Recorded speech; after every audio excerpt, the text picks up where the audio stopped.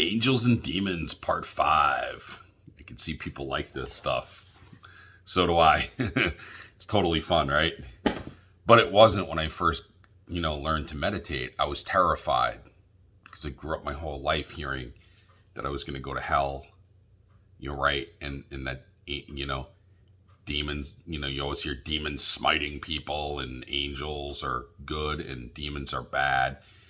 The problem with all of that is when you start first learning to meditate and you start hearing your inner consciousness, right? Your subconscious, and you start pushing that away and like cleansing your soul, right? After you get past that, then you start having interactions with sentient beings in the spirit realm.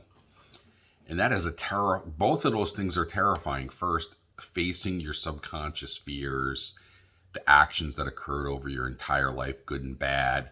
Like, it's very, very hard, which I think is why a lot of people do quit meditating. Like actual meditation where you like really try to hear your own voice, right? Because boy, it is difficult hearing hearing some of the stuff that's playing in your mind subconsciously.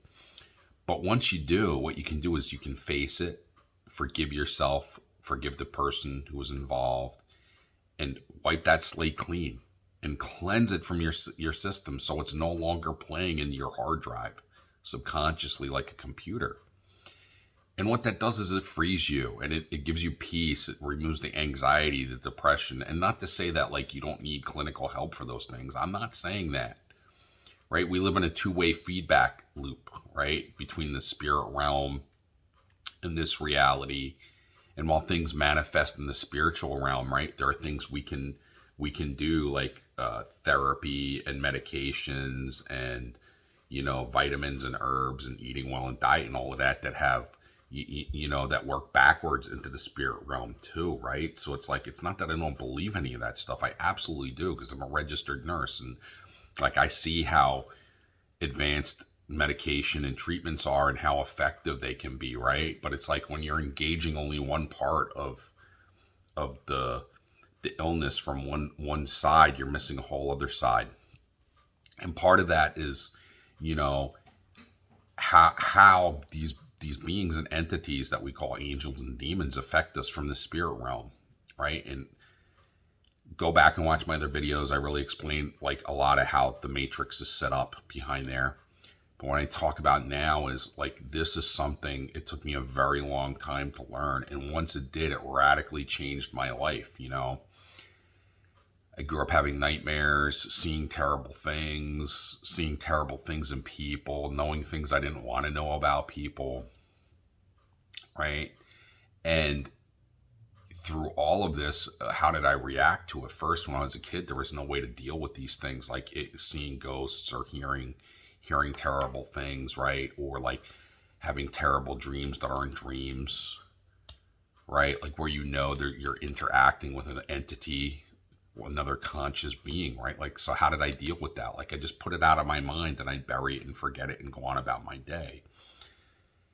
But how that affected me over my life was like, it affected me in negative behavior patterns, like drinking, excessive behaviors, right? Like of every magnitude, right? Like, fighting, getting in lots of trouble, being unhappy, being angry. And once I started meditating about 20 years ago, I started learning how to take control of that energy to get rid of it, right? And then the next thing that comes is realizing there's, not realizing, but like really coming in contact with beings who are now interacting with you, who have always been interacting with you, but you had so much background noise going on, right? Like think about it, you're in a club and the music is really loud and people are trying to talk to you. You might be able to hear one person, but you can't hear all the people around you talking, right? And those people have been talking to your whole life. Those beings have been talking, but you haven't been able to hear them, right? And once you learn to clear your mind, your subconscious, take control over yourself and empower yourself, right? Then you start really connecting to the other side and hearing and interacting with these beings. And what you're going to hear is, oh my God, pray to angels, fight the demon because it's evil, right? And what happens when you start fighting something, right? Like sometimes you can force them to leave, sometimes you win, but sometimes it's a stalemate. And in the spiritual world, we're born with these energies. Some are good and some are bad, and they're part of our genetic makeup, our spiritual makeup, our vibration, right? And some of these would be demons. Some of them would be just like an essence that controls like a particular part of the matrix, like fire and water, right? Like think about it. You get hot when you're angry and fiery, which is bad because you could hurt somebody. But also, what if you're in love with somebody and you feel that burning fire? It's like it's wonderful, right? It is. So what I'm trying to say is like duality, right? It's like the yin yang. There's always like the light and the dark. And then you notice even within the dark, there's that little tiny sphere of light, right? And then in the light, there's always the little bit of dark, right? So there has to be balance. And some of these beings can never be forced to leave you, right? Because they are part of your makeup. Right now, they are separate from you. But what I'm saying is like in anger and love, right? How does that manifest in this world? If you watch my last video, like you channel those emotions from the spirit world, those feelings, those energies, because what they are is just vibrational frequencies, right? So when you're in love, you're pulling that from behind and it's coming out. And then when you're angry and fighting somebody, you're pulling it out from the spirit world. Before it even happens here, that emotion is coming into you, that vibration from the spirit world interacting with your spirit, and then it's helping you to engage the physical action and actually manifest that feeling right in this reality. And some of those can't be gotten rid of because when you're born and the planets, are in alignment and those energies strike your body, it's like the way we're forged. It can't be removed. It's part of who we are. And that's how astrology works, right? Is to learn the positive and negative aspects of your reality so that you can then engage those and take ownership and control over it.